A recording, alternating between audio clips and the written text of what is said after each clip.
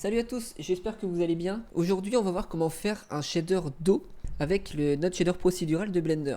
Donc je vais vous présenter deux méthodes. On aura une première méthode qui va nous permettre de faire de l'eau en surfacique, c'est-à-dire qu'on verra pas ce qu'il y a en dessous, et par contre, ça aura l'avantage que c'est beaucoup plus léger et beaucoup plus facile à faire. La deuxième méthode, la différence, c'est que là par contre, ça va être du volumétrique, donc ça va nous permettre de voir à l'intérieur, par le dessus, et aussi par les côtés. Et donc ça peut donner un petit peu des aspects assez cool et assez intéressants en fonction des projets. Donc ça, c'est les deux méthodes que je vais vous montrer aujourd'hui. Et puis, eh bien c'est parti. Donc on va commencer par la première méthode.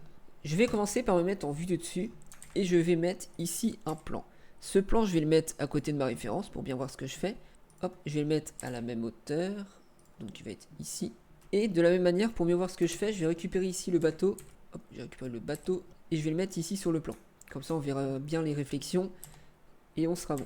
Alors, ce qu'on veut nous, c'est récupérer la réflexion de l'eau à sa surface. Donc pour ça, je vais commencer ici par venir dans mon menu Shader Editor et créer un nouveau shader que je vais l'appeler. Ici, je vais récupérer donc mon Principal BSDF et mon Material Output. On a dit qu'on voulait récupérer la réflexion. Donc la réflexion, ça va être la roughness, donc je vais venir ici la mettre à 0. On voit qu'il ne se passe rien parce que ici, notre couleur est blanche. Pour mieux voir quelque chose, on va venir ici la mettre le plus sombre possible, donc en noir. Là, on voit très bien la réflexion, on voit la réflexion du ciel et on voit la réflexion du bateau. Maintenant, j'aimerais bien avoir quelque chose de beaucoup plus noisy, comme on a ici, pour avoir quelque chose de moins lisse et moins propre, comme si on avait des vagues. Vous voyez l'effet que ça donne ici. Et bien pour ça, on va jouer uniquement ici sur la normale des pixels de ma face. On va mettre ici un noise.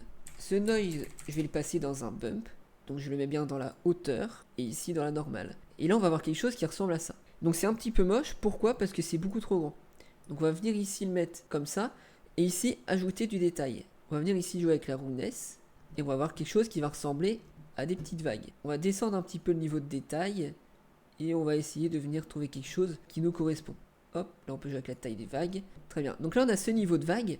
Ce que je conseille, c'est toujours d'en mettre plusieurs, pour avoir des vagues de différentes tailles. Donc pour les combiner, on met un mix color, qu'on vient mettre en multiply, parce que ce qu'on veut, c'est récupérer les valeurs de noir de celle-là, avec les valeurs de noir de ce noise. Donc là on va mettre un noise un peu plus petit, qu'on va mettre ici, et on vient bien multiplier donc les deux noises, donc on met le facteur au maximum, et si on regarde ce que ça donne, on va voir quelque chose qui ressemble à ça. On va jouer donc ici avec des vagues plus petites, on va laisser le niveau de détail au maximum, et ici on va pouvoir gérer pareil la taille, en fonction de si on veut quelque chose avec des petites vagues ou des grandes vagues.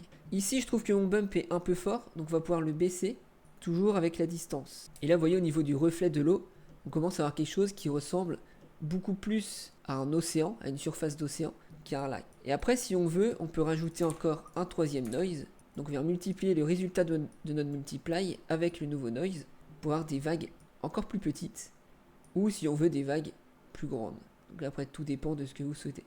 Moi, j'aime bien comme ça. Donc ça, c'est la première méthode. J'aime bien parce que c'est une méthode qui est assez facile à reproduire, qui est pas très lourde, et qui la plupart du temps fonctionne parce que c'est très rare qu'on voit vraiment l'intérieur du cube, l'intérieur de notre surface aquatique. Maintenant on va passer à la deuxième méthode. Donc pour ça je vais mettre ici en vue du dessus et je vais créer un cube parce que ce qu'on veut c'est avoir le volume. Donc je vais le mettre à côté pour bien voir ce que je fais, et de la même manière ici je vais prendre mon Suzanne et le rentrer à l'intérieur. Ce que je vais faire c'est que je sélectionne mon cube et je crée un nouveau matériau que je vais l'appeler Océan Vol pour volume. Et on va pouvoir travailler dessus. La première chose que je fais, que je récupère ici mon Material Output, mon Principal BSDF, et ici, on va faire un petit peu la même chose que tout à l'heure. On va venir ici mettre la roughness à 0 pour le moment, un IOR de 1.33, parce que c'est ce qui correspond à l'eau, et ici, on va mettre ici en noir pour le moment. On va retrouver la même chose que ce que l'on a ici. Ici, j'aimerais bien voir à travers. Donc pour ça, on va venir ici dans la transmission, et on va passer la transmission à 1. Là, ça ne marche pas, pourquoi? Parce qu'on est noir. Donc je vais pas venir mettre noir. Je vais venir ici, sélectionner la couleur que je souhaite. Et de cette manière, les rayons qui vont traverser ici notre cube vont être de la couleur que l'on a choisie grâce à la transmission. Donc on va mettre la transmission à 1, on va venir ici sélectionner une couleur qui fait un petit peu Caraïbe, et on a ceci. Maintenant c'est bien, on voit à l'intérieur de notre cube, par contre ça fait beaucoup trop lisse, ça fait beaucoup trop propre, ça fait pas poreux et un peu sale comme on avait ici dans cette version. Pourquoi? Parce que les rayons lumineux ne sont pas réellement impactés par le volume, parce que là on n'a pas de volume. Donc ce qu'on va faire, c'est qu'on va mettre ici un volume et on va dire à nos rayons d'être impactés par celui-ci. La première chose qu'on va faire, ça va être de l'absorption. Lorsque les rayons lumineux vont impacter notre eau ou impactent l'eau en général, plus le rayon va aller profond, plus la lumière sera absorbée. Donc pour ça, on va mettre un nœud qui va s'appeler le volume absorption. Et on va venir ici le brancher dans notre volume. Si on regarde ce que ça donne, si je pousse la densité, hop, on voit que plus je pousse, moins je vois à travers. Si je retire ici la surface, on voit mieux ce que ça donne. On voit que plus je pousse, plus les rayons ils ont du mal à aller au centre. Et ça, c'est ce qu'on veut. J'aimerais bien ici récupérer la même couleur que lui. Pour éviter d'avoir à rechercher exactement ou à faire des copier-coller à chaque fois, on va venir mettre un nœud qui va s'appeler le RGB. Je vais venir ici chercher la même couleur et je vais le brancher dans ma base color et dans la color de mon volume absorption. Si je branche mon principal BSDF à ma surface, je vais me trouver avec ceci. Là, c'est tout noir. Pourquoi? Parce qu'on est beaucoup trop dense. Donc on va baisser ici la densité et on voit qu'on va commencer à avoir quelque chose qui correspond mieux à ce qu'on souhaite. Donc là, c'est bien, mais c'est pas encore très bien parce que les rayons lumineux vont tout droit, ils sont pas impactés par les molécules ou par la matière qui se trouve dans l'océan. En réalité, quand le rayon lumineux va plonger dans l'océan, la première chose qu'il va faire, c'est rebondir sur la surface, ici, et ensuite, à l'intérieur même de l'eau, il va rebondir sur toutes les différentes molécules qui va le faire dévier de sa trajectoire. Pour ça, on a un nœud qui va s'appeler le volume scatter, et ce volume scatter va avoir ce rôle qui va être de déjouer les rayons en fonction du volume. Donc ce volume scatter, comment il fonctionne? Et bien de la même manière, on va récupérer ici une color. La couleur, je vais brancher ici mon RGB à ma couleur. On va retrouver une densité. Donc la densité, on veut que ce soit la même que la densité du dessus. Donc si j'ai envie de la gérer indépendamment, je peux mettre une différente. Mais moi, je veux que ce soit les mêmes. Donc pour me faire simplifier la vie, je vais mettre un nœud de valeur. Je vais mettre 2. Et celui-là, je vais le brancher à la densité de mon volume absorption et la densité de mon volume scatter. Comme ça, je peux gérer la densité des deux avec un seul nœud. Ensuite, je vais avoir l'anisotropie. L'anisotropie, qu'est-ce que c'est? Ça va être la façon dont les rayons sont redirigés. Si je laisse 0, les rayons vont continuer tout droit. Donc ce nœud n'aura pas d'impact. Si je mets 1, les rayons vont avoir tendance à partir tout droit, mais dans des directions un peu dans tous les sens. Si je mets 0, les rayons vont partir à l'opposé. Donc on va laisser 0 pour le moment. Ce que je veux, ça va être fusionner les deux. Donc pour ça, on va mettre un nœud de add shader. Je vais mettre lui ici et lui ici. Et ce add shader, je vais le mettre dans le volume. Je vais me retrouver avec ceci. Pourquoi? Parce que j'ai rajouté de la densité. Donc là, je vais rebaisser la densité. Et je vais pouvoir jouer avec mon anisotropie. Donc là, je vais mettre 0,4 par exemple. Et là, je vais me retrouver avec ceci. Maintenant, je trouve que nos surfaces sont beaucoup trop présentes. Elles sont beaucoup trop réfléchissantes. J'aimerais bien que l'accent soit plus mis sur le volume plutôt que les surfaces. Et pour ça, ce que je peux faire, c'est mettre un mix shader que je vais remettre ici. Et là, je vais mettre un transparent que je vais remettre ici. Et là, avec le mix shader, je vais pouvoir lui dire, si je mets 0, tu affiches mes surfaces. Si je mets 1, tu n'affiches pas les surfaces.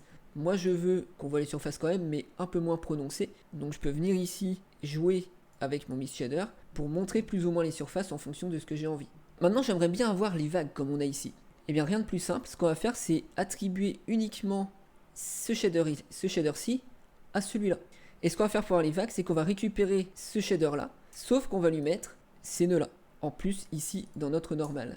Donc pour ça, je viens ici dans matériaux, je crée un nouveau matériau, je vais chercher océan vol, je le duplique, je passe ici en mode édition, je sélectionne bien ici la sélection de face, je sélectionne la face du dessus, je sélectionne océan volume 01 qu'on vient de créer et je clique sur assigner.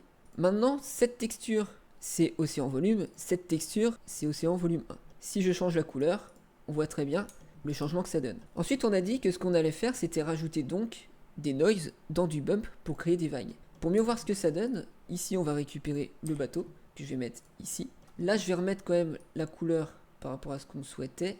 Et ce qu'on va faire donc, c'est rajouter ici un bump, un noise, le noise dans la hauteur, le bump dans la normale, ici bouger le scale, ajouter du détail, jouer avec la rawness, jouer avec la distance, rajouter un autre noise comme on a vu tout à l'heure, rajouter un mix color entre les deux pour mettre des vagues plus grandes et plus petites. Si je vois à travers ici, je rappelle, je pousse la transmission, comme ça on voit ce qui se passe en dessous. Si je veux pas voir aussi profond, ici on peut toujours jouer avec la densité. Donc là, imaginons j'ai mis 2 Suzanne, si on regarde par le dessus, en jouant ici avec la densité, je vais pouvoir afficher plus ou moins en fonction de la profondeur. Hop, vous voyez que lui on le voit beaucoup moins que lui, parce que lui est beaucoup plus haut. Donc on va pouvoir jouer comme ça, hop. Et ensuite au niveau réflexion, là je trouve on n'est pas trop mal. Je trouve on a quelque chose qui marche suffisamment. Et sinon, si vous voyez que ça réfléchit beaucoup trop, ou pas assez, donc lui on va le laisser. On va jouer avec la roughness en fonction de ce que l'on veut. J'aime bien mettre à 0, ça permet d'avoir quelque chose de plutôt clean. Et donc là on est réflectif, on voit ce qui se passe en dessous. Si je veux voir un petit peu plus de ce qui se passe, ici on va baisser. Très bien, lui on va le mettre. Si je le mets là, non là il est trop profond. Ce qu'on peut faire, si je mets un U saturation, que je le mets entre les deux, que je baisse la valeur, ça va me permettre de garder cette teinte. J'ai une idée. En fait, ça permet de garder cette teinte avec une couleur plus sombre pour notre principal BSDF et notre surface, et donc avoir une meilleure réflexion. Ce que je peux faire pour éviter d'avoir à changer la couleur ici et ensuite aller dans l'autre, je peux par exemple, donc lui on va le mettre là, on va passer dans celui-là, lui je vais faire un CTRL G pour le mettre dans un groupe, et ce groupe on va l'appeler